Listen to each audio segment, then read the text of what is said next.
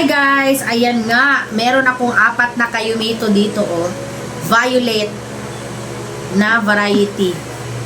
Oh, Violet. Violet. Ayan, masarap to siya guys at napakatamis. Dahil nga season siya ngayon, talaga namang di ko pinalampas. Bumili ako kahit napakamahal ng kilo nito guys. Napakamahal ng kilo, pero sa atin ay libre lang naman to. No? Makikiakyat ka lang sa puno ng kapitbahay mo, makakain ka na ng kayumito, charis.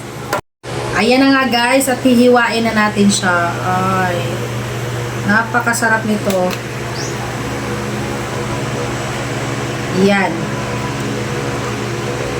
Namimiss ko talaga to guys. Isa to sa mga childhood fruit namin. Sa probinsya pa kami. Ayan. Wow! Napakasarap! Yan, ginaganyan ko lang yan kainin, oh, dati. Bata ako, ginaganyan ko lang kainin. Lalo ko pa itong buto. Sarap. Ayan, at kukutsarain ko na nga siya dahil ang dumidikit sa aking labi. Ayaw, di ba? Ang sarap nito, eh.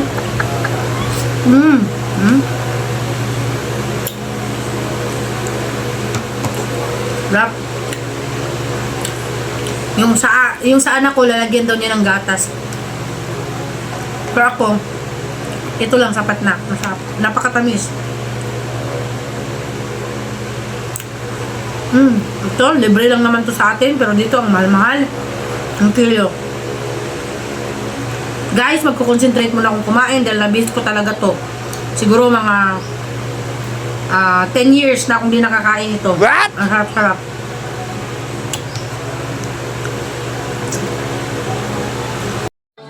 Tingnan, lagyan ko ng gatas.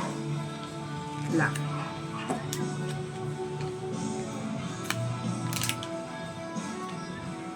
Dapat tipirin. Diyos ko eh. Yan. Ay, ang sarap talaga nito. Mouth-watering talaga. Ow.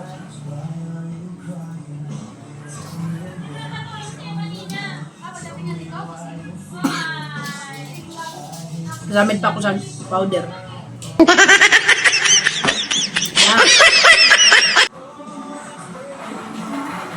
Music to my mouth. Time na ako eh.